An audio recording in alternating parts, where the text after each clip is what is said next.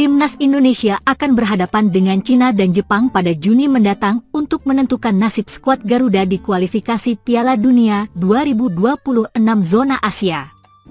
Dengan kemenangan melawan Cina, Timnas Indonesia berpeluang untuk lanjut ke babak keempat kualifikasi. Sementara jika beruntung bisa kalahkan Jepang dan Cina sekaligus, maka bukan tidak mungkin bagi Timnas Indonesia untuk langsung lolos Piala Dunia 2026 tanpa harus melalui babak keempat. Menjelang pertandingan melawan Timnas Indonesia, Cina sudah merasakan kegelisahan yang luar biasa. Tak heran jika Cina merasa gelisah karena dalam 4 pertandingan terakhirnya mereka bermain sangat buruk dan menderita kekalahan beruntun. Kekalahan beruntun tersebut membuat Cina berada di dasar klasemen. Gejolak tuntutan agar pelatih Cina segera dipecat pun mulai bermunculan. Namun media Cina menegaskan bahwa pergantian pelatih bukanlah jawaban untuk bisa mengalahkan Timnas Indonesia. Media Cina mengakui bahwa apa yang sedang dihadapi oleh timnya saat ini sangatlah berat. Dengan hanya 2 pertandingan yang tersisa, Cina harus berhadapan dengan Timnas Indonesia. Sebuah tugas yang berat bagi Branko Ivankovic sebagai pelatih Timnas Cina saat ini. Andaikan diganti pun, menurut media Cina, tak ada pelatih di dunia ini yang sanggup meraih hasil yang positif dalam waktu yang begitu singkat. Mustahil Cina bisa menang lawan Timnas Indonesia dan Bahrain meski sudah dilatih oleh pelatih terkenal di dunia.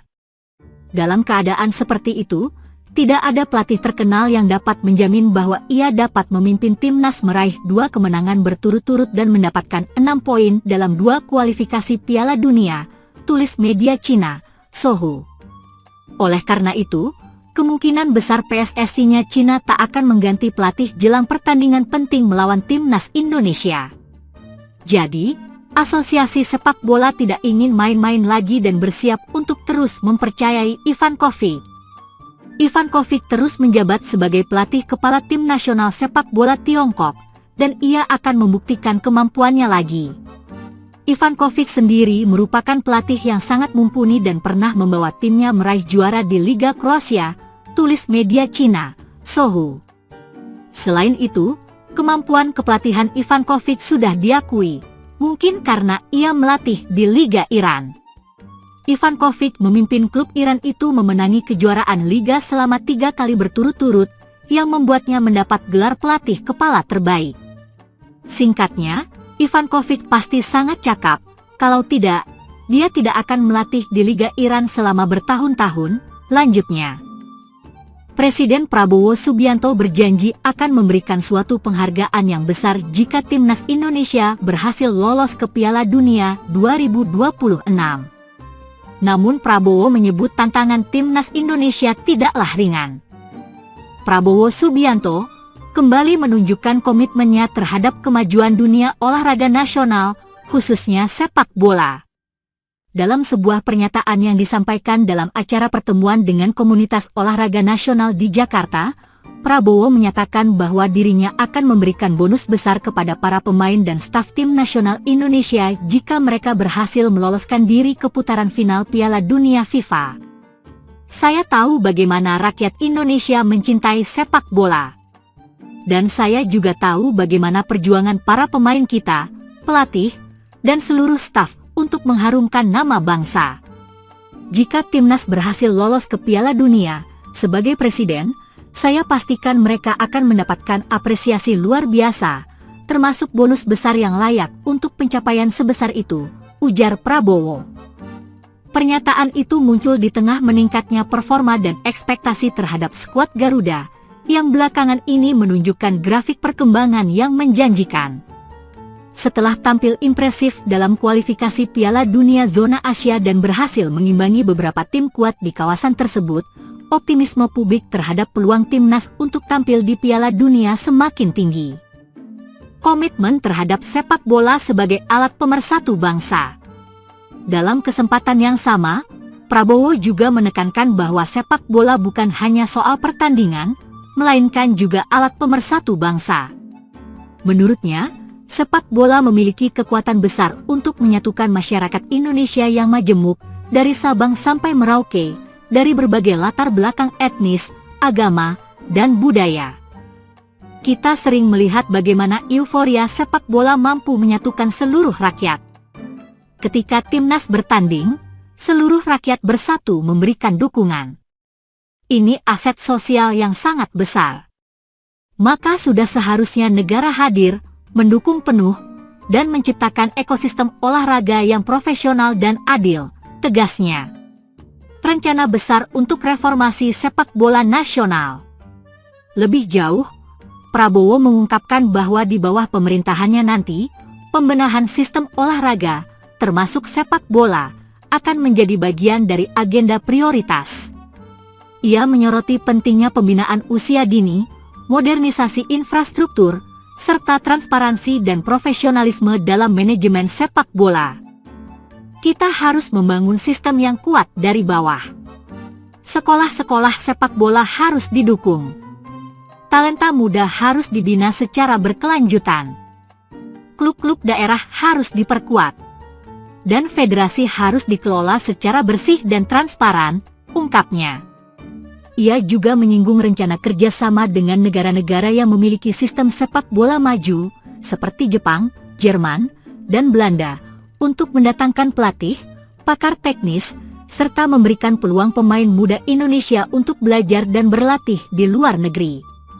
Respon positif dari dunia sepak bola. Pernyataan Prabowo mendapat respon positif dari berbagai kalangan, mulai dari pemain, pelatih, legenda sepak bola nasional, hingga para pendukung fanatik timnas. Mantan Kapten Timnas Indonesia, Bambang Pamungkas, menyebut janji tersebut sebagai suntikan semangat baru bagi generasi pemain saat ini. Apa yang disampaikan Pak Prabowo menjadi angin segar. Pemain butuh motivasi, dan bentuk apresiasi seperti itu sangat penting. Tapi yang lebih penting adalah eksekusinya nanti benar-benar dijalankan, kata Bambang.